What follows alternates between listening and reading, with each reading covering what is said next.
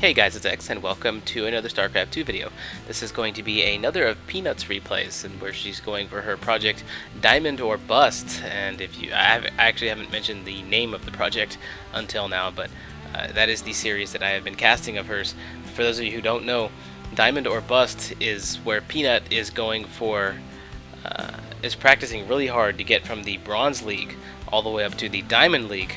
And I am allowed to cast her replays, thank you very much Peanut, on her way up to the top. So we're all watching and rooting and cheering for her, hoping she gets to Diamond and hoping we can see some really high level play coming from her in the future.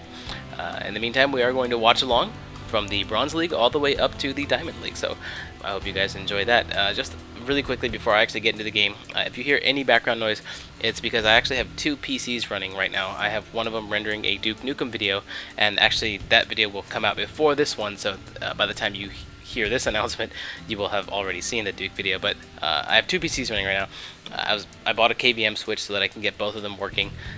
That way I can use my newer PC for all the newer stuff that I'm doing, like StarCraft 2, live streaming, Fallout New Vegas when I get around to that, and my old PC I'm going to keep around and actually use it for things like Duke Nukem, Half-Life 2, and possibly Castlevania if I decide to continue working on that series. I'm not sure what's going to become of that one.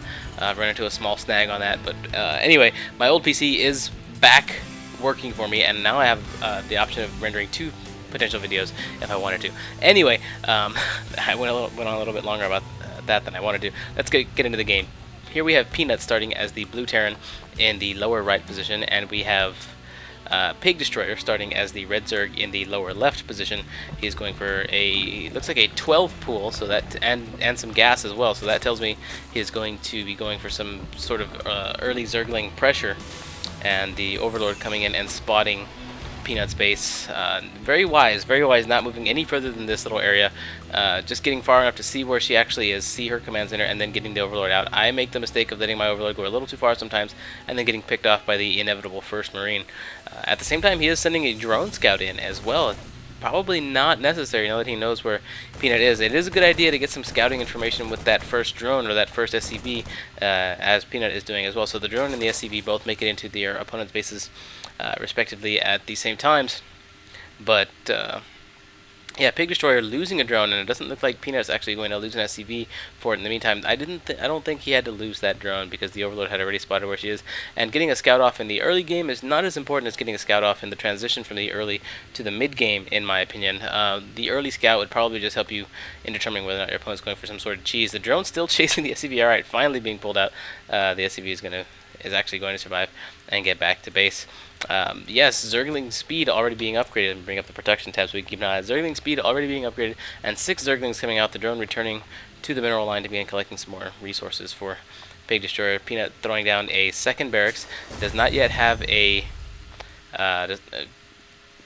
lowering her supply depot so that the SCV can get through. Does not yet have an add-on on this barracks, but here it comes. We're going to see a tech lab being added on to this barracks so she can begin producing some marauders, and so she can probably get her stim pack and combat shield upgrades for her forces. A marine being moved out, going to be met by these Zerglings in the very middle of the map. Wait a second, we got a bunker being built over here in front of Pigdestroyer's base. The Marine rushing over to get to that bunker. The Zerglings not spotting the Marine because of the high brush, but they are going to make it over to the bunker. Can this SCV step out and begin repairing it long enough for the Marine to actually make it to the bunker? These early Zerglings actually doing a good job here for Pigdestroyer. The Zerglings going to town on that bunker, not able to repair it fast enough. That Marine is going to go down, and the SCV is respectively not long for life. The SCV goes down as well. So I guess the 12 pull was a really good move, actually. It was able to prevent Peanut from containing him. If he had gone for a 14 pull, he may not have had Zerglings out or in the right position to stop that bunker from going up and that Marine from getting inside of it. The Zerglings now coming in to come test the front door of Peanut here with these 3 barracks and a reactor core. Yeah, a reactor core going down on that third barracks, with stim pack already being upgraded and level 1 weapons for Marines as well. So Peanut upgrading her ground forces, going for a medevac Marine Marauder build, most likely getting a factory now so she can begin building that starport. Probably going to pick up some siege tanks. I'm accustomed to seeing Peanut do that. She'll go for medevac Marine Marauder, send out some smaller forces, and then eventually move into siege tanks and begin sieging her opponent's base with those. These Zerglings need to run up and test this ramp. If they ran up, they'd be able to see that this supply depot is down and can probably get in Oh, supply tube is up now, but if they had taken the opportunity and not sat there for so long, and not just sat right there, I mean, I don't see the point of getting speed for your Zerglings and getting early Zerglings if you're not going to use them to harass. So he did lose out on an opportunity there. We now see a supply depot. The factory is down. Probably going to see a tech lab going on that factory. At the same time, we see a starport. Pigdestroyer is picking up his natural expansion, going to begin working out some more on his economy. Stimpack and level 1 weapons still upgrading. Stimpack just finishing with another Marine coming out for Peanut. We do see the lair being upgraded for Pigdestroyer with some roaches here. And let's see what else we have wandering over at the top of the base. Just these Zerglings just still chilling out in front of her base, making sure that nothing is nothing's going to come and attack him. So while he expands, so I like where those Zerglings are placed right now, but they could have been used to better use earlier. This Overlord now sacrificing itself so that she can get an actual so that Pigdestroyer can get some scouting information. As I like losing the Overlord at this particular stage in the game so that he can see what she's actually building. It would have been better off if he could have sent it in 1 or 2 minutes before this so that he could see the transition from the early to the mid game and get a good scout on what her forces are actually going to what her forces actually are. He does have plenty of roaches, and he's going to break down these destructible rocks in the back of his base, move across this area, and break down these destructible rocks to go for a rear attack in Peanut's base, which is relatively undefended. She does have 2 Marines here to watch these rocks, though, to make sure nothing like that is actually going to happen. The natural expansion for Pigdestroyer is now up, but is not being saturated. Probably going to transfer some drones over from here.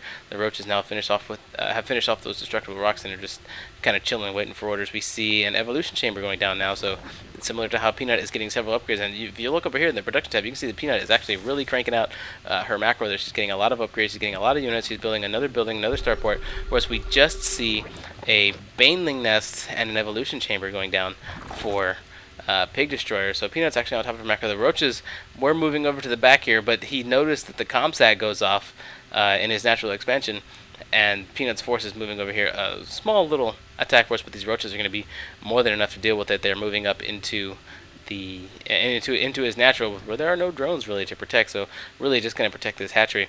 Peanut's force is moving up, going to be able to see that there is no drones there, most likely, and see that there are too many roaches to contend with. They're going to be able to get away, because those roaches are about equal with them in speed, picking off forces piecemeal. Oh, but she stops to stand her ground, and the Zerglings are able to catch up. The Zerglings move in. The Speedlings too quick for those, even the stemmed medevacs, for the stemmed Marines and Marauders, and the roaches leaving prematurely, knowing that the Zerglings had that battle well in hand.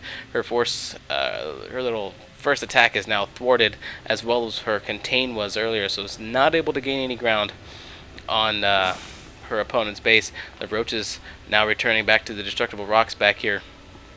Meanwhile, Peanut has picked up her starport and a reactor core with her factory floating overhead, now taking out those Zerglings finally from the front and nearly killing that SCV, but the SCV does survive and is able to get down this expansion.